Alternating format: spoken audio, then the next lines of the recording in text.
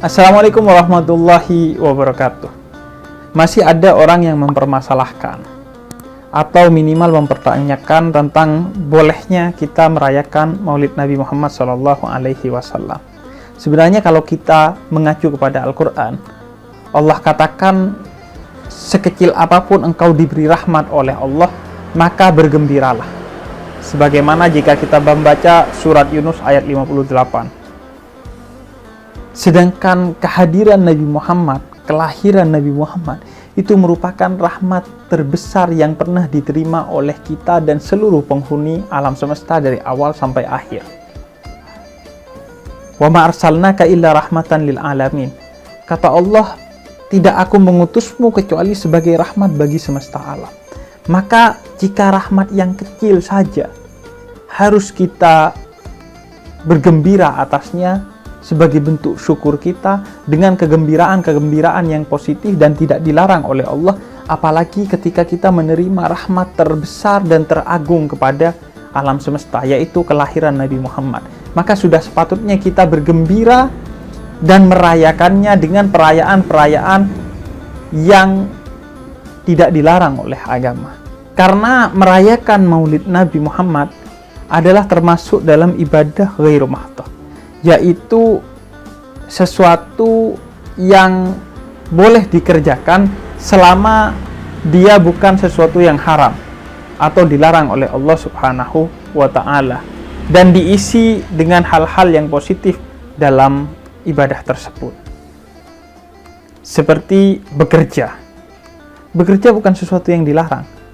Maka ketika kita bekerja dengan niatan untuk mencari nafkah, memberi makan anak istri, dan untuk mendekatkan diri kepada Allah, maka itu termasuk tindakan yang berpahala. Atau belajar. Ketika kita belajar untuk mencari ilmunya Allah Subhanahu wa ta'ala, maka tindakan itu jadi berpahala. Berbeda dengan ibadah mahdhah, di mana ibadah ini rumusannya diwajibkan ada dalilnya. Dan kalau tidak ada dalilnya, tidak boleh melakukan ibadah ini. Contoh, sholat. Sholat itu ibadah mahdhah. Maka harus ada dalil yang jelas tentang kewajiban sholat dan bagaimana tata cara sholatnya. Maka, dalam kaitan ibadah ghairu mahdhah, selama tidak ada larangannya dan kita mengisi dengan hal-hal yang positif, ia bukan hanya boleh, tapi berpahala. Seperti Maulid Nabi Muhammad SAW, bukan hanya tidak ada larangannya, tapi Al-Quran perintahkan kita untuk bergembira atas kelahiran Nabi Muhammad, dan kegembiraan itu kita isi dengan kegembiraan yang positif dan hal-hal yang positif. Misalnya, membaca Maulid Nabi. Membaca Maulid Nabi itu isinya dari Maulid Nabi Muhammad SAW itu adalah sejarah Nabi Muhammad dan pujian kepada Nabi Muhammad. Hanya saja dibacakan secara berjamaah dan memakai bahasa Arab. Ini kadang menjadi kelemahan sebagian orang yang tergolong pemuda tersesat itu. Ketika yang dibacakan bahasa Arab, seolah-olah, wah apa ini? Padahal itu baca sejarah sebenarnya. Tapi pakai bahasa Arab. Sejarah lahirnya Nabi hingga wafatnya Nabi. Puji-pujian kepada Nabi. Itu wujud kegembiraan kita atas kelahiran Nabi, sehingga itu berpahala. Di samping itu, Maulid Nabi Muhammad di kampung-kampung biasanya diisi dengan hal-hal yang juga positif. Misalnya lomba-lomba, lomba sholawat, lomba baca Quran, lomba menghafal Al-Quran, dan lain sebagainya. Yang itu juga sesuatu yang positif, sehingga bukan hanya boleh, tapi berpahala. Tapi kan Nabi gak meminta atau Nabi gak menyuruh. Jadi begini, Nabi itu berat sekali posisinya. Beliau itu diutus oleh Allah ke muka bumi ini untuk menyampaikan dua misi yang terkait dengan dirinya. Yaitu yang pertama, diminta untuk menyebut dirinya sebagai Nabi dan Rasul. Bayangkan, Nabi itu betapa beratnya. beliau diutus ke muka bumi ini dan menyampaikan bahwa dirinya adalah utusan Allah. Berbeda kalau Anda diutus untuk menyatakan si A, si B utusan Allah. Masih ada objektivitasnya. Orang masih mungkin percaya karena Anda tidak narsis. Tapi kalau Nabi, betapa beratnya beliau diutus oleh Allah ke muka bumi untuk menyatakan bahwa aku adalah utusan Allah, dan siapa yang ingin selamat di dunia dan di akhirat, maka bersyahadatlah kepada Allah dan kepada aku. Bayangkan betapa beratnya misi Nabi Muhammad. Kalau tidak betul-betul agung, maka orang tidak akan percaya. Karena itu beliau adalah manusia suci. Bukan hanya tidak pernah melakukan kesalahan dan melakukan hal yang sia-sia, tapi selalu melakukan hal-hal yang paling terpuji. Kemudian yang kedua, nggak cukup Nabi Muhammad diberi beban lain, dalam tanda petik, berupa memerintahkan orang untuk bersalawat kepada beliau, memuja-muji beliau. Bayangkan betapa beratnya. Kalau Anda diberi tugas untuk menyuruh orang lain memuja-muji si A atau si B, mungkin agak mudah.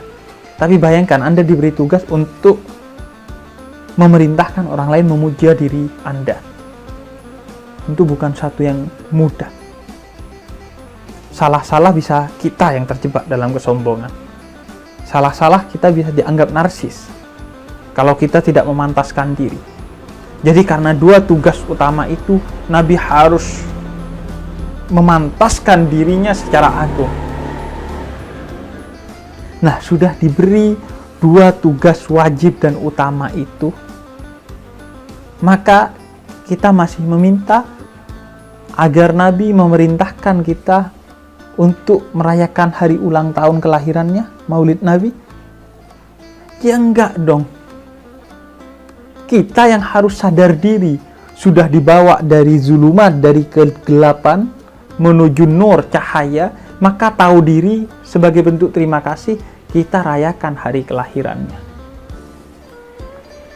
Tanpa Nabi kemudian menyuruhnya, apalagi minta dalil Nabi pernah melakukannya atau tidak. Anda berharap Nabi merayakan ulang tahunnya. Nabi gak senarsis itu. Nabi mengaku Nabi dan minta disalawati karena Allah yang memerintahkan. Kalau beliau sendiri, beliau seorang yang sangat rendah hati,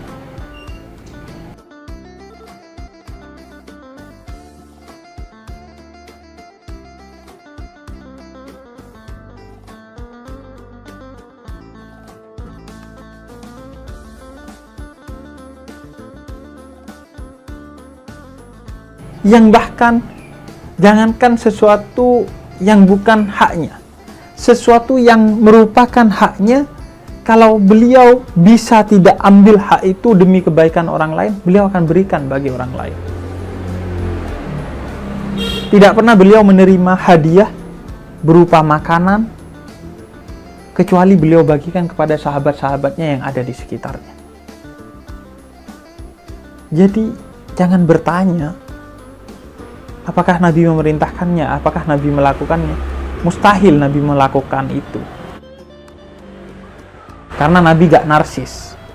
Selama tidak diwajibkan oleh Allah, Nabi tidak akan melakukannya. Tapi seorang yang memiliki hati yang baik, pikiran yang jernih, maka tanpa disuruh pun kita akan memberikan persembahan kepada Nabi Muhammad karena besarnya jasa beliau kepada kita, berupa diantaranya merayakan hari kelahirannya dengan hal-hal positif, yang di dalamnya kita bersalawat kepada beliau sebagaimana perintah Allah Subhanahu wa Ta'ala dalam Al-Quran, dan di dalamnya kita juga membaca sejarah Nabi agar kita tahu siapa Nabi yang kita kagumi itu, apa saja akhlaknya, agar minimal sedikit demi sedikit kita bisa menginternalisasi akhlak itu dalam diri kita. Terakhir, kalau ada orang yang tanya, lalu merayakan ulang tahunnya siapa, Bib? Yang tidak diperbolehkan, yang diharamkan. kalau merayakan ulang tahunnya Dajjal, baru Anda bermasalah. Tapi kalau merayakan ulang tahunnya Nabi Muhammad, itu berpahala. Karena semakin Anda merayakan, Anda akan semakin dekat kepada Nabi Muhammad, Anda akan semakin teruji cintanya kepada Nabi Muhammad, dan Anda akan semakin mendapatkan hal-hal positif dari mengingat Nabi Muhammad dan membaca sejarahnya. Wassalamualaikum warahmatullahi ta'ala wabarakatuh.